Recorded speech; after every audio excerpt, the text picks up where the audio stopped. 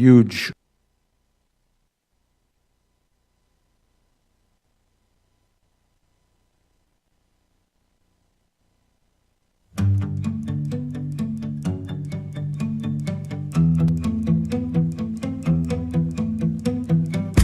You shout it loud, but I can't hear a word you say.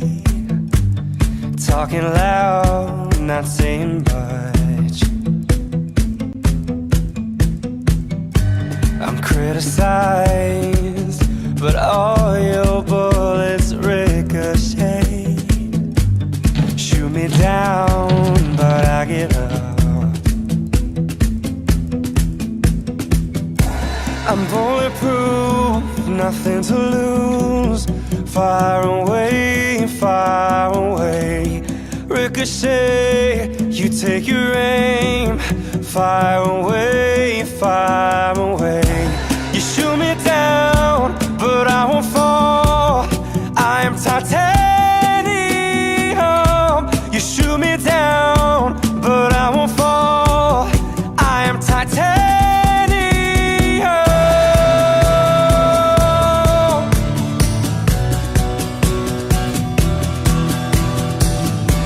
Touch pen to this paper, or you and your people will perish. Coming down, but it's you who have further to fall. Ghost town and haunted love. This area in red. Raise your voice.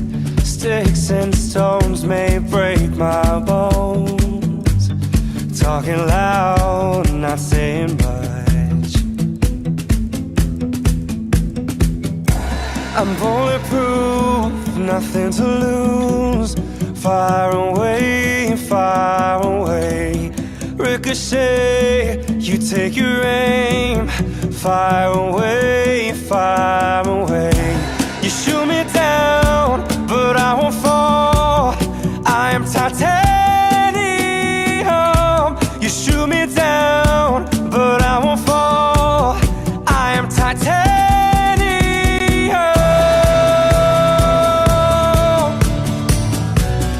I am titanium.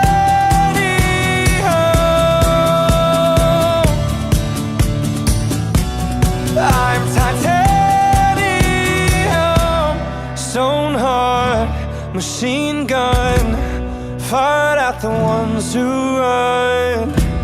Stone hard as a bulletproof glass.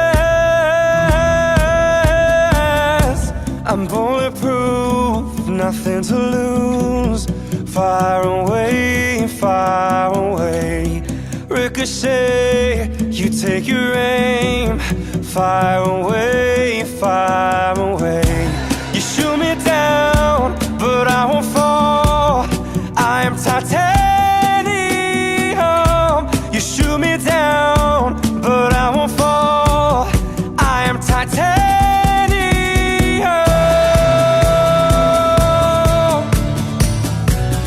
I am titanium.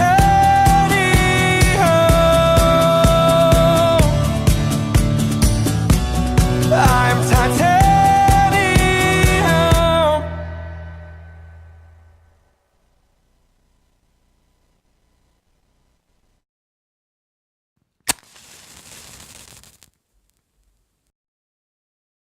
Good evening. Welcome to another episode of Native Life.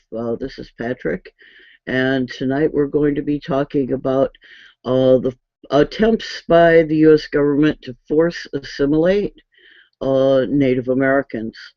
The song you just heard was Idle No More / Bulletproof, and the song contains some shots of things that happened during the boarding schools, which is what we're going to be talking about tonight. Now, in order to understand the boarding school era, you need to understand a little bit about the history. And I have a movie here that or a video that I put together. That was one of the things that was hard about researching this particular topic, is that there wasn't any one place where there was information. It was kind of scattered throughout everything. And one of the things that I discovered when I was looking at how people were trying to get over this period, as you will hear, has done a lot of devastation in the cultural fabric of the Native American communities. That's one of their complaints as well, is that no one talks about this, no one teaches it. In my own family, I found out in researching this that my dad was at a boarding school. It was never talked about. It was not something that was brought up. So, John, if you could get the boarding school history clip and get it together, we'll be watching this. In 1869, the United States government enacted a policy of educating Native American children in the ways of Western society. By the late 1960s, more than 100,000 Native American youth had been forced to attend Indian boarding schools. After breaking treaties, seizing native lands, and destroying our system of life, the U.S. government introduced another element of the genocide of Turtle Island's indigenous people: assimilation.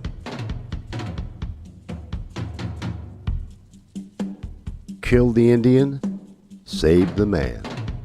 In the 1880s, the U.S. government joined forces with Christian and Catholic missionaries to steal Native children, as young as 2 years old, from their families, ship them to schools far away, burn their clothes, and cut their hair, deprive them of loving family contact for years, and use mental and physical abuse to force their assimilation into American society and the Christian religion.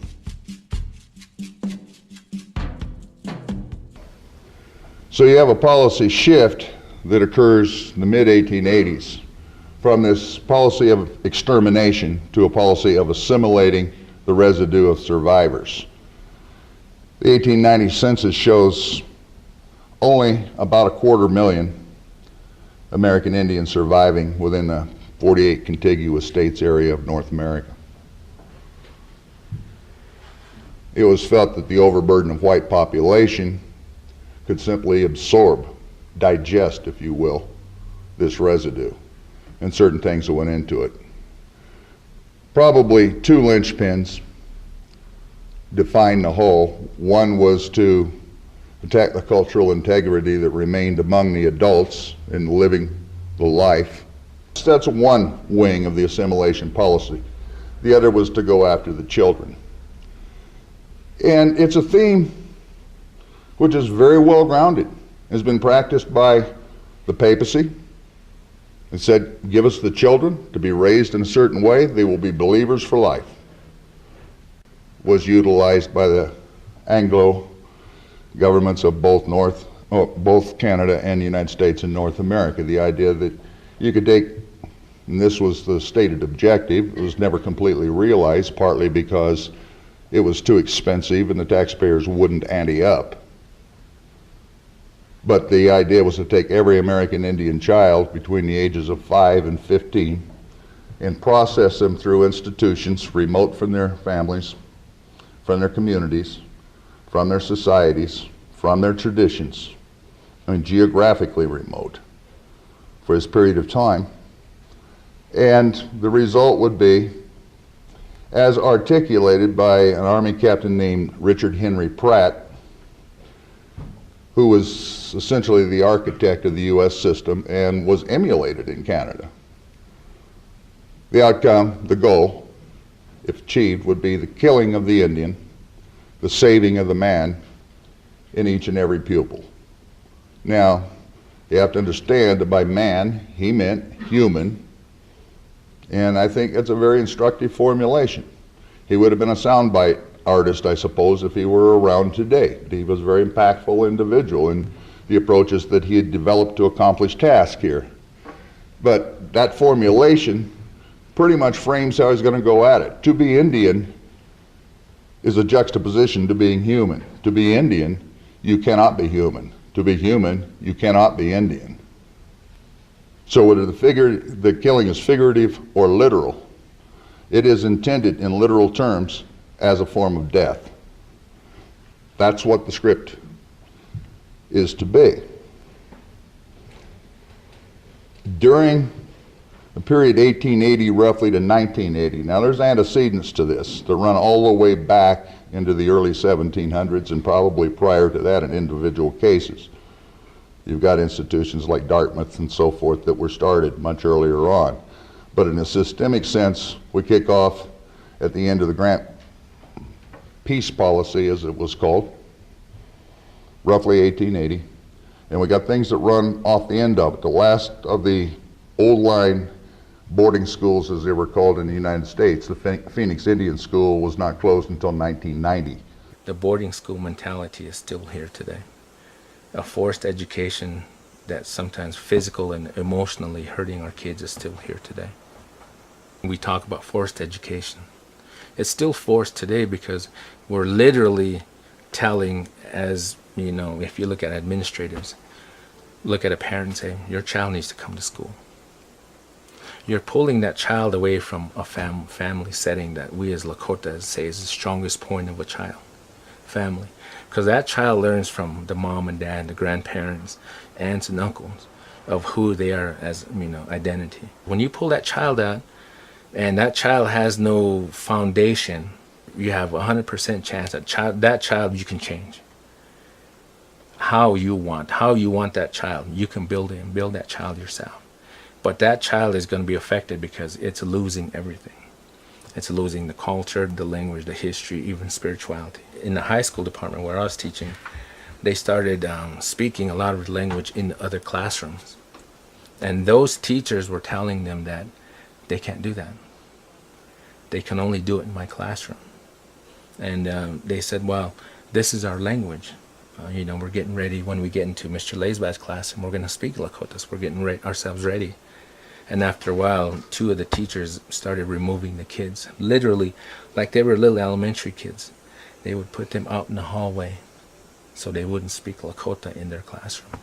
The department chair came to my classroom and told me that anything that I do in the classroom cannot leave my classroom. Teaching of the language, speaking of the language, anything pertaining to our culture and our language cannot leave my classroom. The teachers started kind of harassing our daughter, our younger one, and then harassing my wife because they're saying that she's not learning. They're pretty much saying that she was illiterate because she spoke the language, her native language. We were hoping they were going to work with us. But pretty soon they were telling us that our young one, they were going to fail her. To us, they were saying that she was a failure because she spoke her native language. And then we ended up having a meeting with the principal. And she came out and told me and my wife, to our face that don't be speaking Lakota with her at home.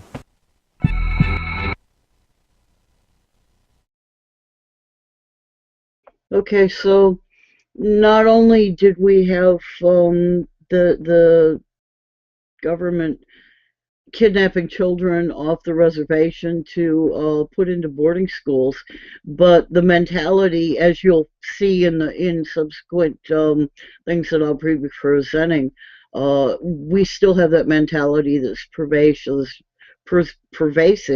in the on-reservation schools at this time. John, if you could get that slideshow up so that I can talk about the history a little bit. Of course, the information that you just saw is an introduction. It's nowhere near the depth and the breadth of what went on, and I'm going to speak to that a little bit in this history of the boarding schools. Next slide, please. So who was Richard Henry Pratt? He's a very interesting historical figure. His father died when he was 9 and left him the head of household. He had to go to work at age 9 to support his mother and his siblings. He served in the Civil War and left the Civil War as a lieutenant. he was commandant of a Civil War prison, and that's where he developed this educational model that was used in the BIA boarding schools, and I'll talk to that in a minute. As to the different kinds of schools and when they came into being and so on.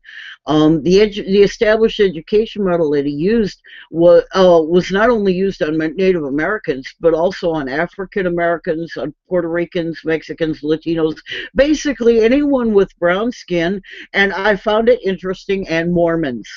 So it was a brainwashing technique using strict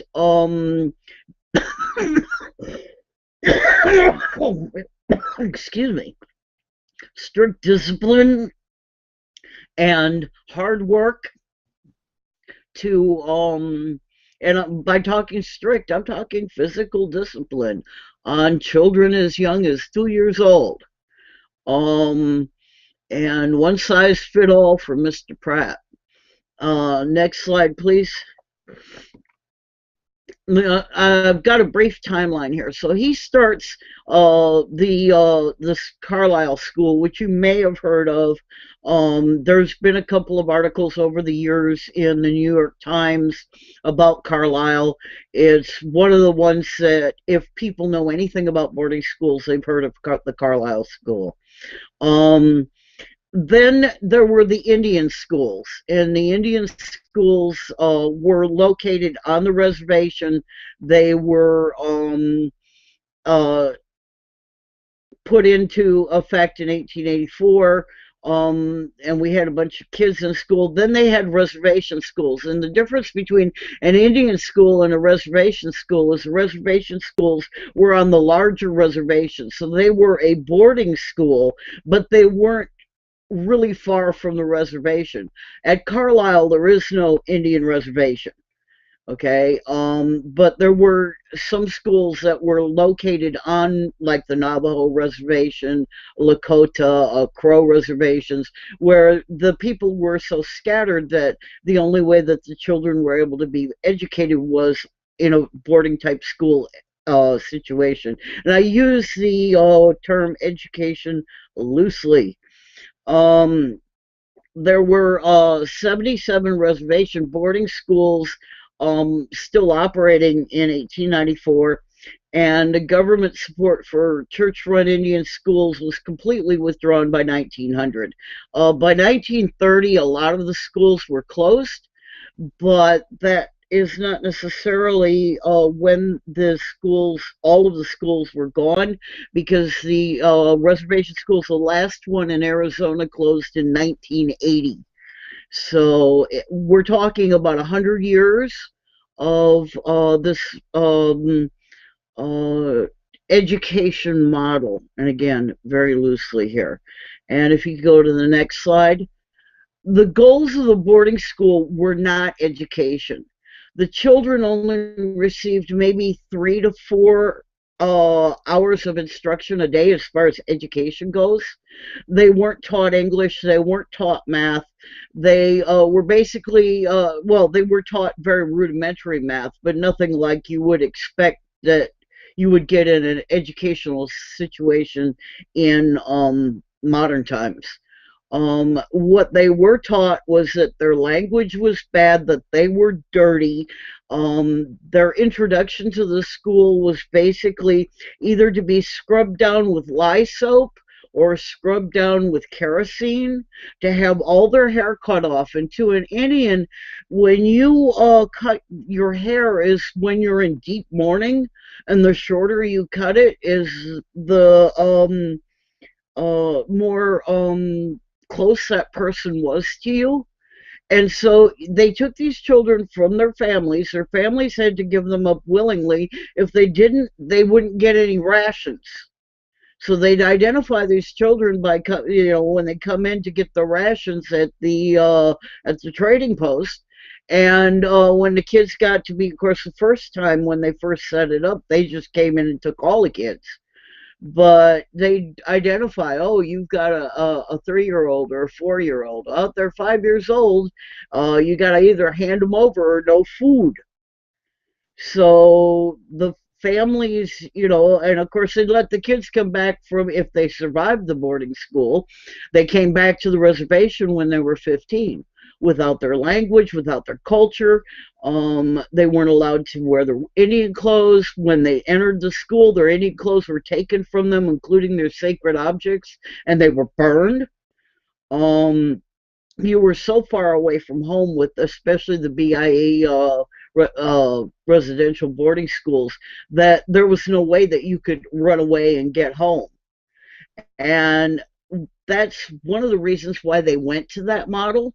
So you had reservation schools, you had the boarding schools, and you had the mission schools. The reservation schools were on the reservation, just like what it sounds. The boarding schools were in various locations scattered across the country, far away from reservations. And the reason that they went to that model was, with even with the reservation boarding school model, what would happen was the families would just go ahead and move their tents right up to where the school was, and so when the kid was done with school that day, they had time with mom and dad. And that kind of defeated the whole stamp out the language, stamp out the culture, make them the perfect ladies and gentlemen that would be acceptable in white society.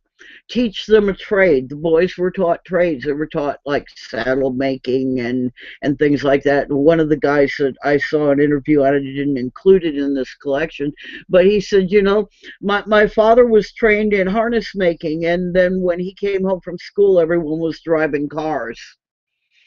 So you weren't given a very good education, not in academics, and the skills that they taught you were mostly useless.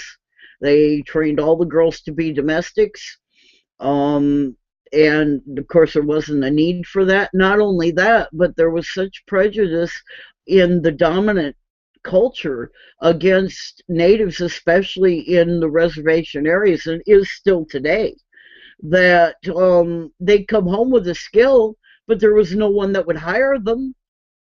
They'd learn some kind of farming stuff, like learning how to fix tractors or whatever in the later years. But no farmer in Nebraska would, or in the Dakotas, would let an Indian work on his tractor, please. You know, my pig has more sense than that, is the attitude. So they basically served as a way to try, and now that we've got all the Indians corralled onto a reservation, we need to get rid of them. And the easiest way to get rid of them is we're going to make them white, and we're going to break their culture. And then in a few generations, we won't have any Indians to worry about. We can have that land too, and everything's fine. Next slide, please. Okay, so this slide shows the locations of just the BIA schools. There were over 500 Indian education schools in operation in the United States between 1860, 1820, and the early 1930s, with the last one being closed in 1980 in Arizona. But what would happen was, if you see on the map where Carlisle is, the Indians that they sent to Carlisle were the kids from around Sioux City or Rapid City. Okay, the kids that they sent out to California were kids from New York, the Seneca there, and they concentrated even up until the end on 4 tribes.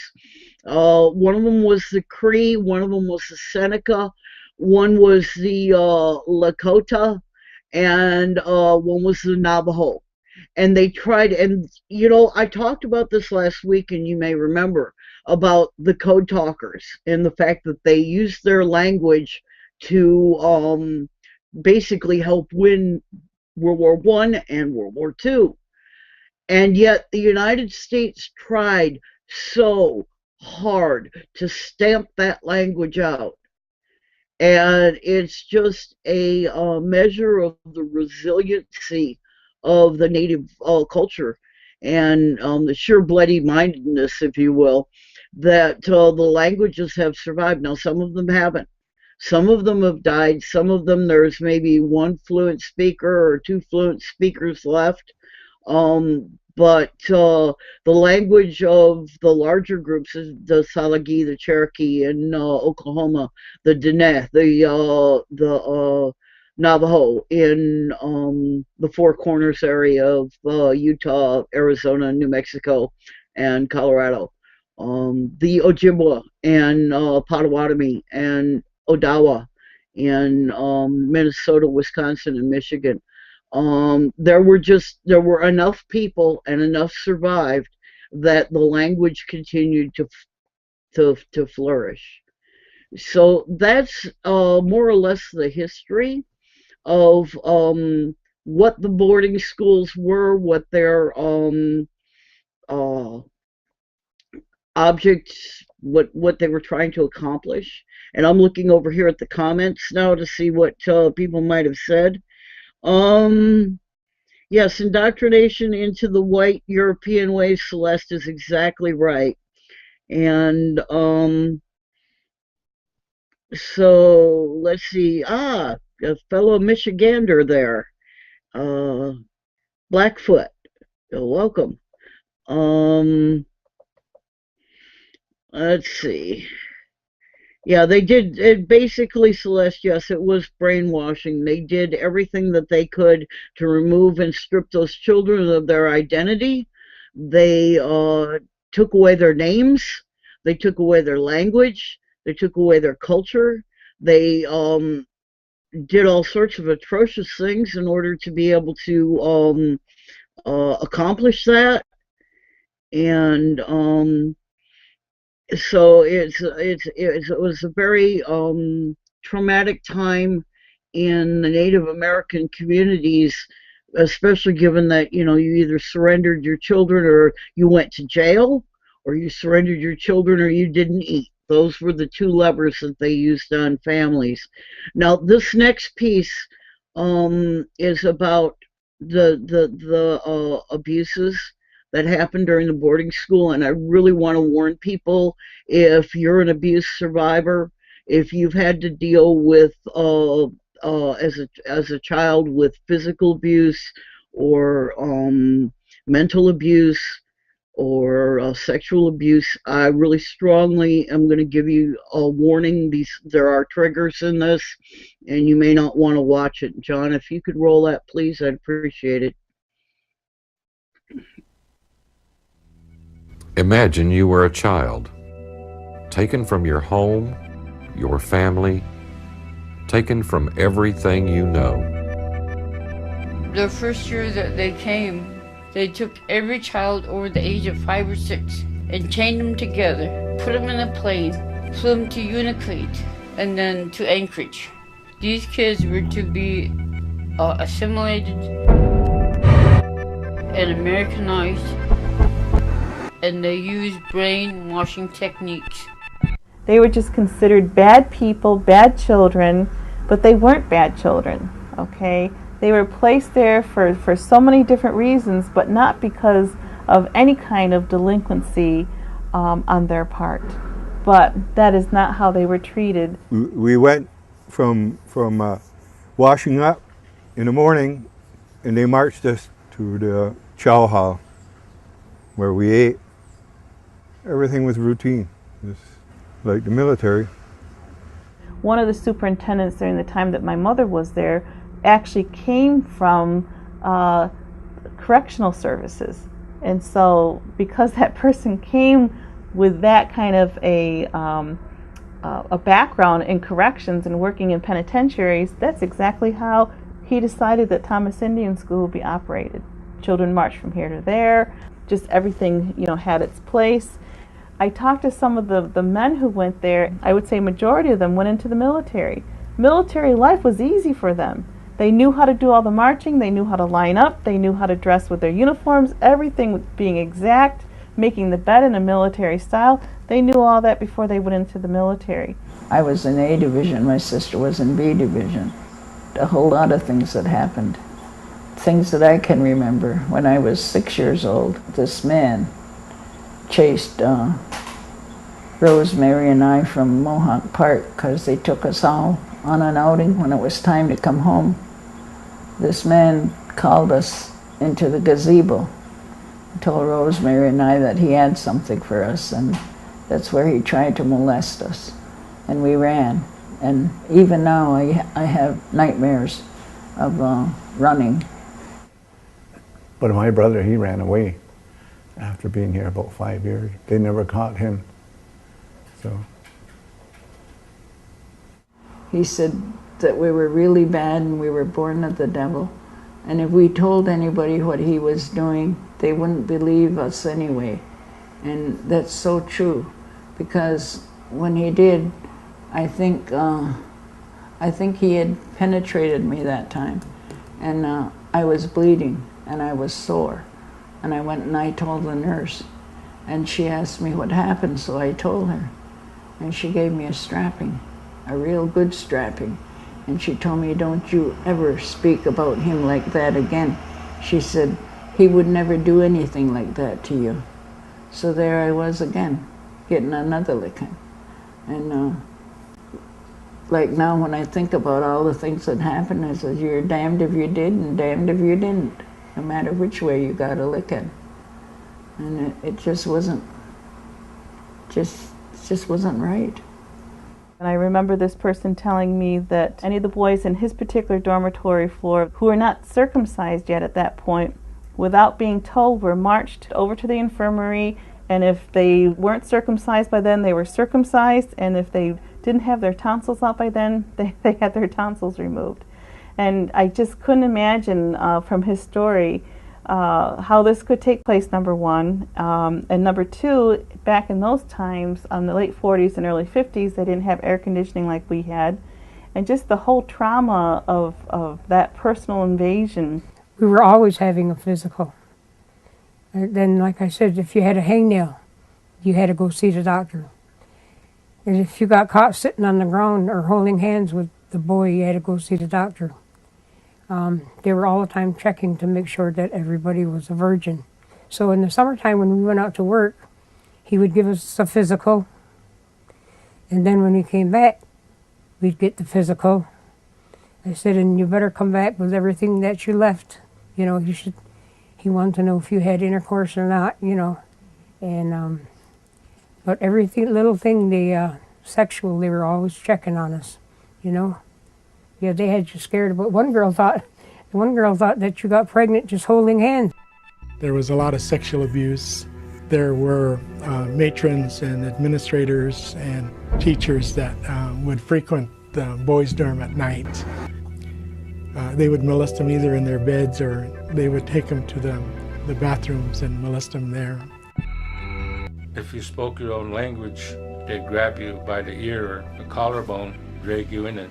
You got to write on the board 100 times. Some of the kids that I grew up with would basically sit in the back of the room so they can't be seen or heard. My name is Andrew Windy Boy. I'm a Chippewa Cree. I did 2 boarding schools, one in Wapton Indian School in Wapton, North Dakota, and the other one is Flandreau Indian School in Flandreau, South Dakota. Mid-60s to early 70s took me to the boarding school where I wasn't allowed to talk my native tongue or practice my native ways. Numerous times they'd put on this big huge white cone, put on there, it says dunce. I didn't know what it meant. I didn't know English. They put it on me, make me wear it all over. Kids would laugh at me.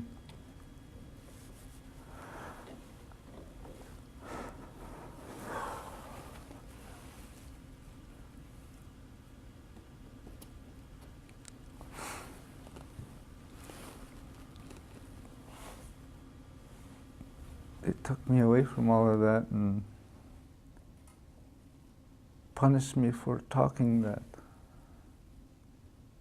It was my first language. I didn't know any other language. So whenever I talk, it came out. Cree would come out, and whenever I talk, I get hit. I got hit so much I lost my tongue. I lost my native tongue. The only thing I remember was my Indian name.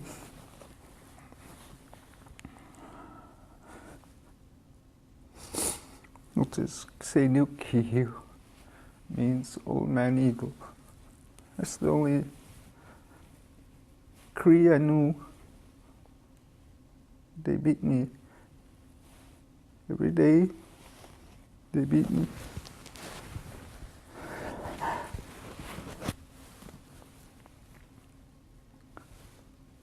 They cut off my hair, made me kneel in front of the door where everybody come in. Everybody make fun of me when they come by me, rub my head and laugh at me because I was talking. They caught me talking. I hope someday somebody will hear me.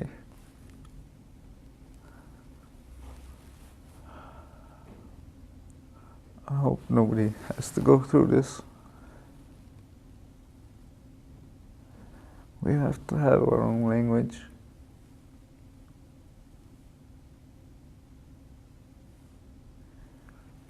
Because what we do when we talk to our spirits, they don't understand English. They look at you, you be talking in English. What are you saying?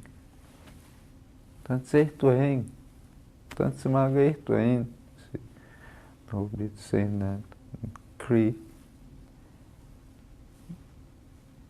Like, no, you didn't know what I just said.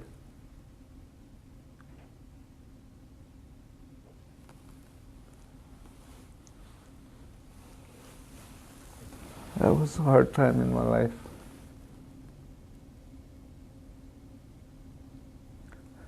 I'll always remember it.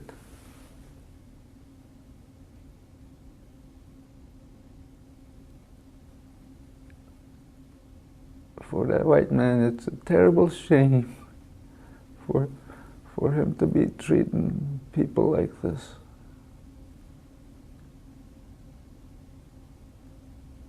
Because we are a people.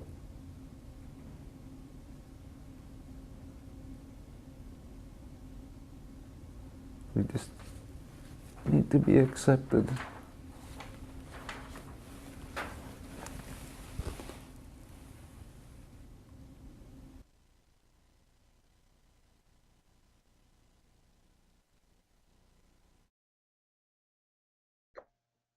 Yeah, tough stuff to listen to. I listened to literally hours and hours and hours. And these are the stories that are the least horrific.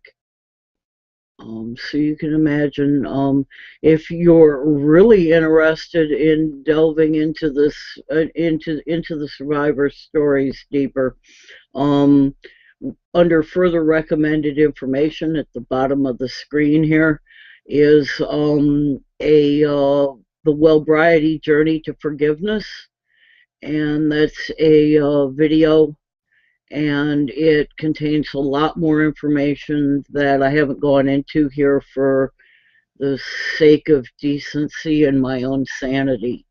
I don't think that anyone could listen to more than I would last about a half an hour of listening to the things that went on before I'd have to take a break. So it's pretty raw, rough stuff, and it's hard to to look at. It's hard to contemplate. It's easy to say, oh, you know, they took the kids, they did some bad things, and then the schools ended and everything was fine. But if you don't understand that this didn't just happen in the 1800s, it happened in the 1900s. It happened to people my age and a little bit younger than me. Um, these things continued because the government has a policy in place to dismantle the Native communities. And while it may not be, for instance, the Obama administration take on this, go to Arizona and talk to John McCain, because he had no problem swiping 2,700 acres of sacred land from the Apache. And there are other policies that have gone on in the 50s and the 60s and the 70s. They were sterilizing women in the 1980s. So, and I will get to all of this as we can. I like to try to keep a few light episodes in between the tragedies. So, Celeste asks, what if any processes are in place, being put in place? What remains of those native languages in danger of disappearing? President Bill Clinton in the late 1990s put into or signed a bill that made it legal for Native American languages to be taught in schools. But as you heard from that school teacher, there's still a great problem of teaching the languages like a French class or a Spanish class, not as an immersion language. Now, there is some immersion language work that's going on in Minnesota, and I talked to the gentleman that does that particular program on occasion, and I'm going to try to get him or one of the people in that school on. But the kids in that school are unlike many, many, many other schools where, as you can imagine, there's amongst the adults, there is no value put on going to the white man's school, because you're not going to learn anything that is going to be of value to a native in the white man's school. The kids in these immersion schools are being taught 100% in Ojibwa in Minnesota, around Bemidji, and they are doing better than their peers, their English-speaking peers, on the standardized tests, and the standardized tests are in English. But that the language contains so much of the native worldview, and I'll just give you a particular example. In the language that I speak, Anishinaabe,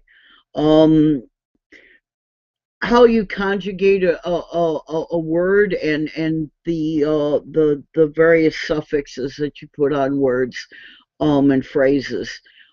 If you think, if any of you who know Spanish or French or German, you have male versions and female versions of words. Well, in my language, what's important is what is sentient and what is not sentient. What is alive and what is not alive. But sentience is more than just being alive. Sentience is having a consciousness. And so, yeah, you know, the birds and fish and so on are all sentient, and cats and dogs and humans and so on. But so's a rock. So's a river. A lake is not. A tree is sentient, but a leaf is not. And so there's all these distinctions that are being made in the language at a subconscious level that is important and informs not only our worldview but our spirituality. So the language being taught is an important thing. It is central to an oral tradition that goes on in the Native community. Pat, is alcoholism from Lauren? Is alcoholism still a big problem for Native Americans? Both my dad's parents were alcoholics. That's one of the problems that is a residue that's left over from this period. My dad was a functional alcoholic. Again, I never kind of put the pieces together. When we moved off reservation when I was in grade school, and I went from speaking Anishinaabe and German, I could read English, to having to speak English all the time. And it's still something that is a problem for me even now. There are words that I know the meaning of, they're big long words, but I can read them, I can recognize them, I cannot pronounce them at all. It makes me sound retarded when I try to use those words. Not that I don't know what they mean, but that I didn't have that foundation when I was a very small child to be able to pronounce those words properly, so I tend to avoid them. But when I was in seventh grade, I asked my dad, I came home from school with a project. We were studying dominant and recessive traits. So, earlobes and eye color and hair color. And we were supposed to get all this information from our parents, whether they were right-handed or left-handed, tall or short, fat or thin, whatever. So I asked my dad, I asked my mom, well, are you right-handed or left-handed? I'm right-handed.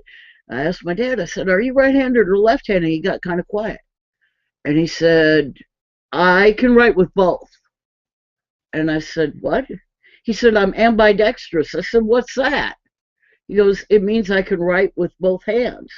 I said, how did you learn to do that? Because I've tried to write with my left hand. It looks horrible. And he said, if I wrote with my left hand, the nuns would hit my hand with a ruler. Well, I'm a seventh grade kid. I don't think anything about this. I put down my dad's ambidextrous. Good, I can go out and play. And then when I was researching this, I was looking at the Mount Pleasant enrollment sheet to see if, just out of curiosity, since I am from Michigan, is there anybody I know on that list? And there was my dad's name. And it kind of put a lot of things in place. He never hugged any of us kids, ever. There was a certain amount of detachment. There was, again, the functional alcoholism. He drank every night. He had his first drink when he came home from work, and he was a high-level executive. But every night he had his drink, and he had another one after dinner, and then us kids were shooed off, and he continued to drink until he went to bed. So, knowing now what I know in my research about what went on at Mount Pleasant, I can kind of understand what was going on. Didn't have a clue then. And a lot of problems on the reservation, including the teenage suicides, the alcoholism, the dysfunctional family structures, all track back to this period of acculturation, because our families were not just mom and dad. They were mom and dad and grandma and grandpa and aunties and uncles and cousins. And when you pluck a child out of that and you split families up, because they didn't let the same kids generally go to the same school unless you were in different, as that one woman said, I was in A unit and my sister was in B unit. They didn't want you to be with anybody that you knew. They didn't want you to be, and you take that and you strip all the culture away from children. And then when they're teenagers, you take them and turn them back over to their families. And now you have a kid that cannot speak their language and only speak English, turned back to a place where no one speaks English, and they have no parenting skills. it's the damage from that goes from generation to generation to generation. And so, and especially in places like, especially the Lakota reservation, to some extent on one or two of the Minnesota reservations, alcoholism is a bad problem. Because not only do we not seem to have the ability to process alcohol well, but there are all these issues that are going on. And I'm going to hold the rest of the questions. Yeah, let's see. I'll answer this one from Kellen. Um, which boarding school would be the most notorious in these atrocities? You know, that's kind of hard to say. I've heard a lot about all of them. Thomas More, which you heard them talk about a little bit in the last clip, was particularly bad. They had a dungeon underneath the school that they would put kids in solitary confinement down there, chain them up. Um, there's one in Florida where they started exhuming the graveyard and found out that there were about 200 more bodies in there than there were supposed to be. All of the schools, including Carlisle, had horrible death rates. And, you know, I started seeing this in the literature, so I'm like, okay, what kind of horrible death rate is a horrible death rate? I could not find not one place where there was a collection of statistics on the death rates of the kids, because there were no accurate records on how many children were taken in, and there were no accurate records on how many children were returned, and there were no accurate records on how many children died.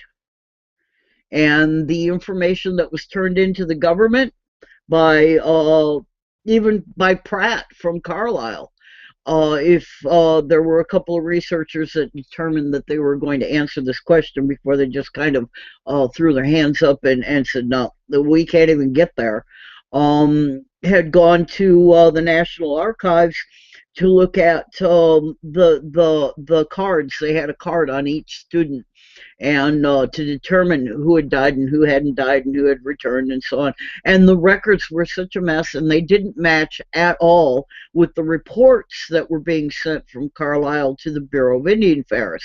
So all we can say is that they took in a lot of children, and a whole lot didn't come back.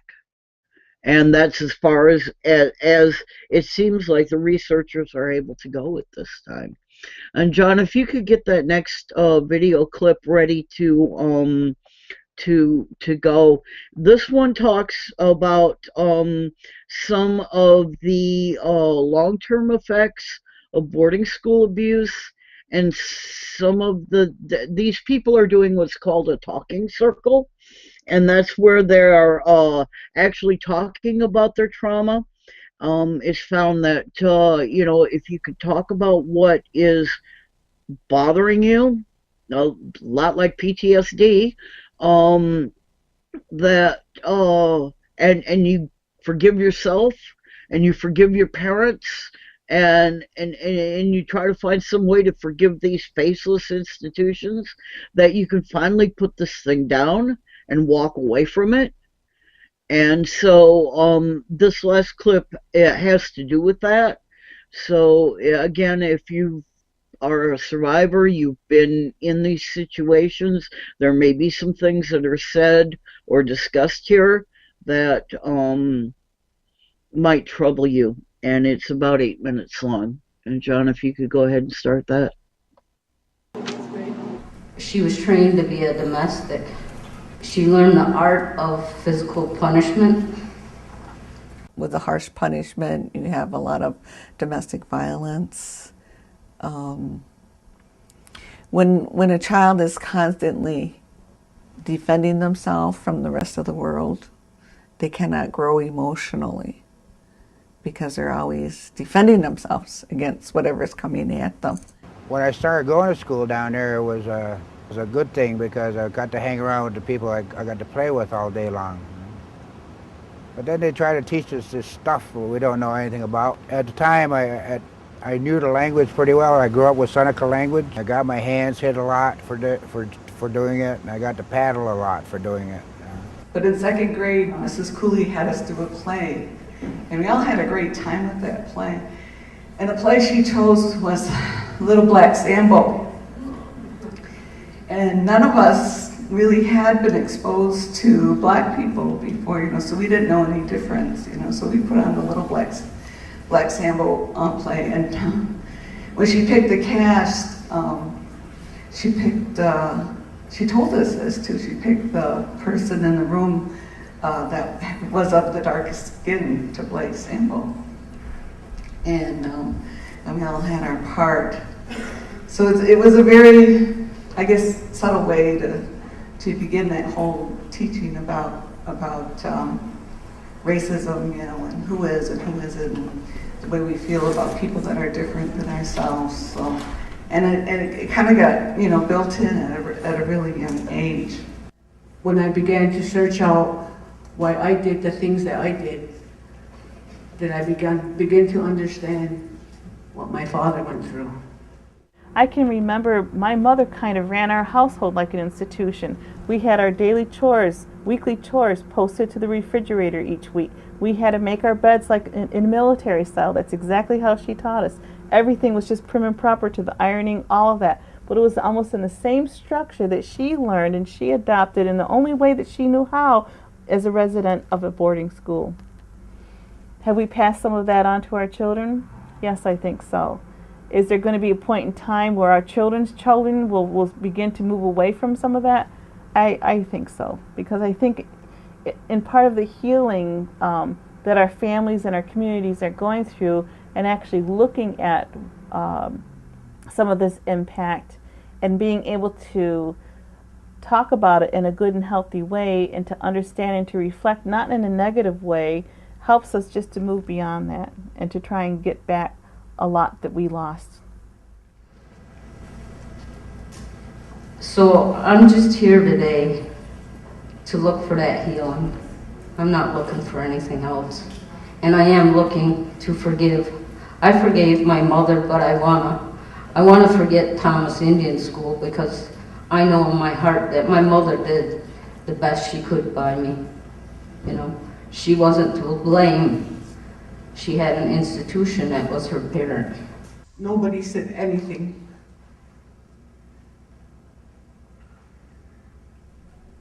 But I come down here so I can talk about my father, because I'm proud of him. I'm proud of the life that he led and that he did the best he could with me and my sister and my brother. How long will it take us to really get back the whole idea of what a family is, what you know, father, mother, son, daughter, what does that bond mean? And not only just that, but even extending out to your extended family. Because these children, even if they didn't have parents, if they were truly orphaned, or if they had parents who truly couldn't take care of them, what happened to the extended family? That was also cut. You know, that's the point of it. We were only Native people. So, you know, yeah, so they let that stuff go.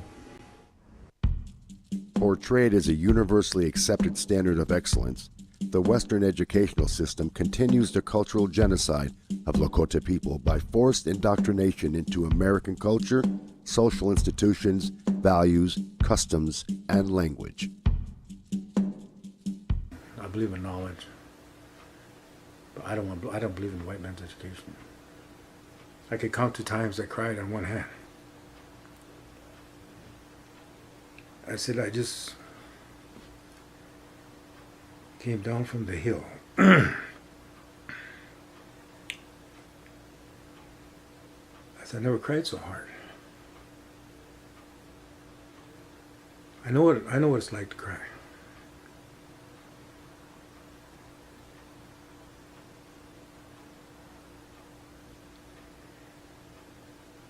I had to learn on my own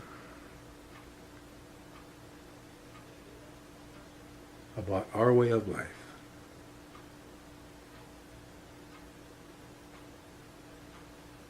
And I had to learn that way what it's like to feel, how to feel again, to be connected.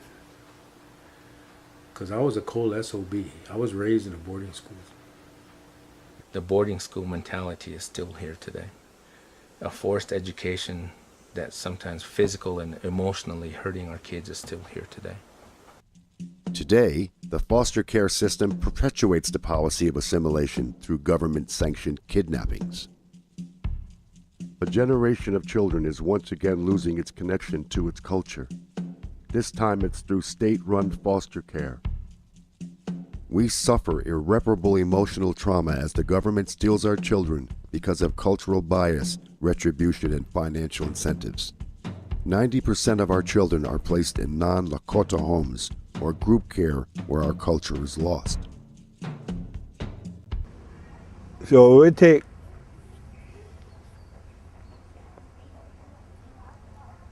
a long time to undo, and I can't say that it would ever happen, because to heal,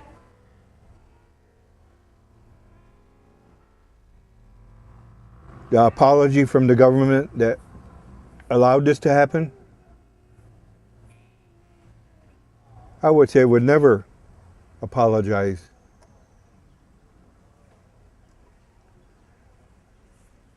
And what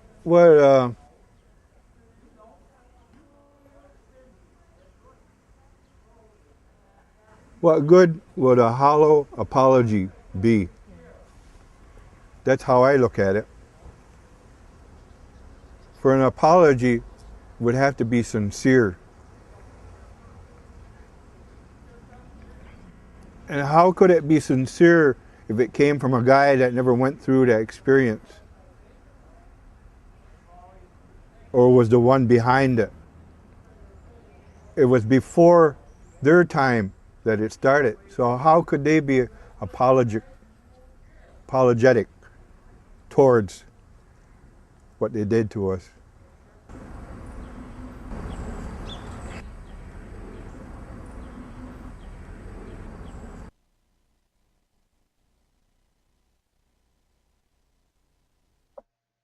Yeah, so we're still waiting on an apology. In 2008, in a military appropriation bill, on page 35, there is buried an apology to the Native Americans. It's never been read in any Native American community. A friend of mine found out about it 2009 or 2010 and came here to DC along with a bunch of other people. And they had a reading of that. They read the military appropriations bill from the start to where the apology is. And it took about 20 minutes to get there. And the apology, they then read in Lakota and in Anishinaabe. It was broadcast on the internet on a live stream. But that's the only apology we've ever gotten, and it's pretty formulaic, and there's no sincerity behind it. And we're pretty much still waiting on that apology. The Canadians are ahead of the US. They did an apology about 5 or 6 years ago, 2007 or so, 2006. And the residential boarding schools have become part of the education curricula in Canada, so that everyone knows what happened. Everyone knows the things that people went through. There's a memorial, kind of like the replica of the Vietnam War memorial that goes around through our country. There's a replica of a memory quilt that goes around through Canada.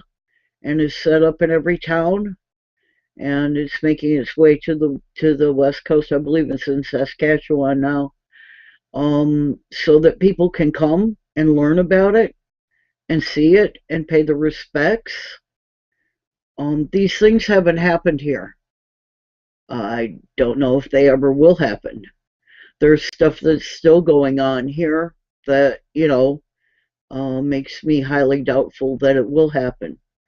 Now, in the take action section below the video here, there is a group called White Bison, and they do excellent work. That's their video, the Wellbriety Journey to Forgiveness that I talked about earlier. They are a group that's working towards trying to heal the issues, the intergenerational problems that are going on, the teen suicides, the alcoholism, the families that can't seem to take care of their children. Although, as was noted in this video clip, there's also some graft going on in some states as far as the placement of children in foster care, because they get more money from the federal government if it's a native child that they place in foster care. And there's been some real abuses. I'm going to be doing an episode on that right before Christmas. So it's a perversion of the Indian Child Welfare Act that's been going on for a number of years. So if any mental health assistance is being offered to the survivors, Celeste wants to know. Not in any kind of organized way, but this issue is kind of one that Native people have to come up with a solution for. We need to heal. And I don't think that anything coming in from the outside that's from the dominant culture will even help the situation, probably make it worse. The programs and the outreach and the issues need to be solved on a native level. White Bison is one of those groups that is native based, native funded. The training that they do is for native people to be embedded in the native culture. And that's one of the reasons why I highly recommend, if you're going to, if you think about wanting to assist in anything that has to do with this issue, them or NARF, the Native American, what's the R stand for? Native American Rights Fund is another one that does funding for all these various outreaches. So those are two things to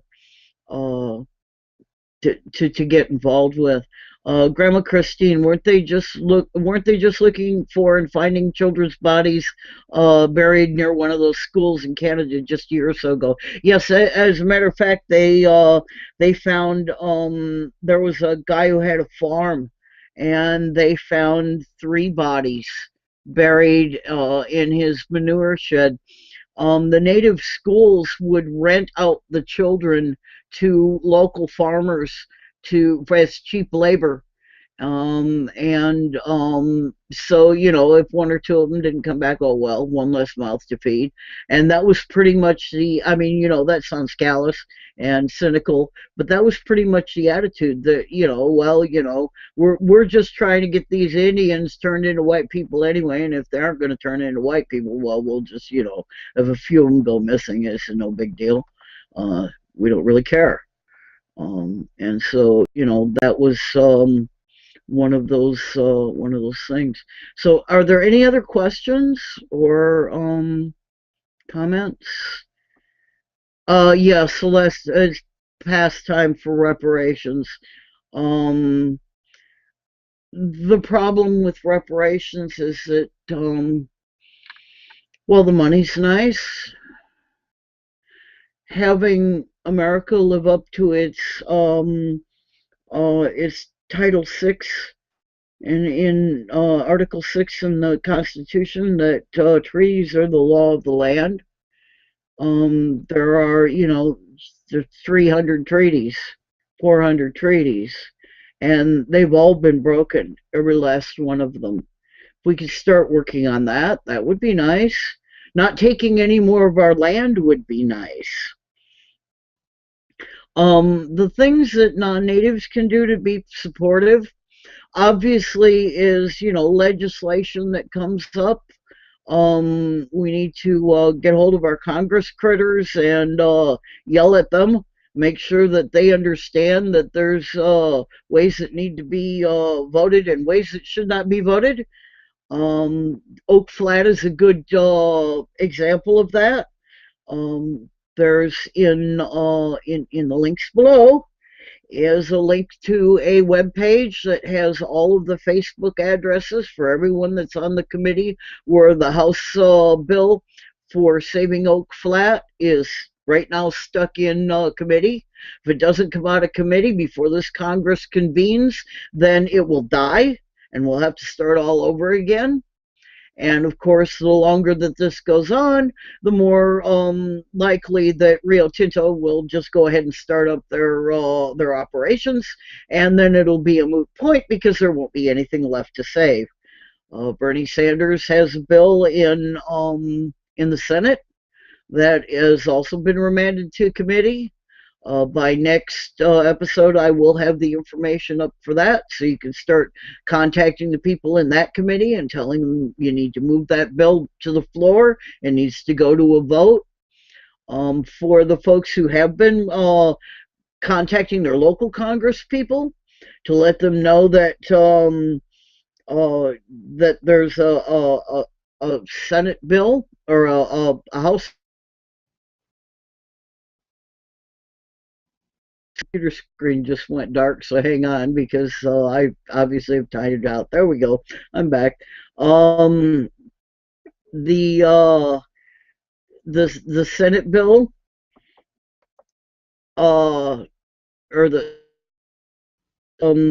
is on in committee, has now got 39 sponsors the last time I looked. The more co-sponsors that you get, the more likely that a bill, once it comes out of committee, will be passed when it gets to the floor. The same thing goes for the Senate. Right now, there's just Bernie Sanders and Senator Baldwin who are co-sponsoring the bill. We could use some more senators co-sponsoring that bill. So these are the things that, as folks who are not native, who are not on the reservation, who have time and a few pieces to send out into the ether and don't mind sitting there and doing it every day.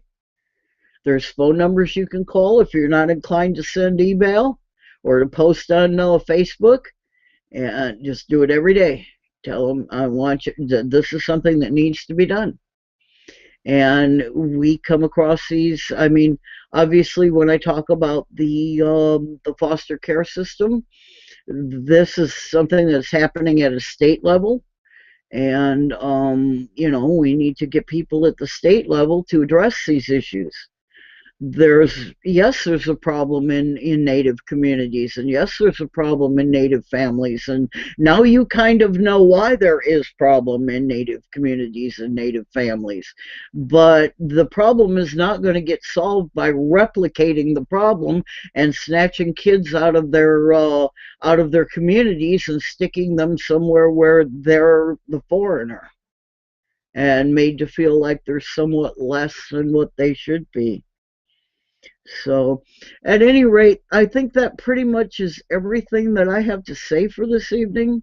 I appreciate you folks wading through this. It is not a pleasant story. I think we'll leave with Golden Feather, which is a song of hope that the people who were taken out of their communities, that were essentially lost to their people, will find their way back home.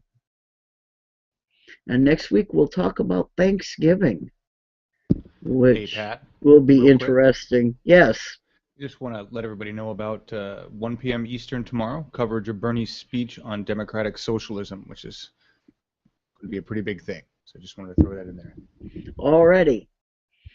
So, all right. And if we could wander off with that last song, let these good folks go who've stayed an extra 15 minutes.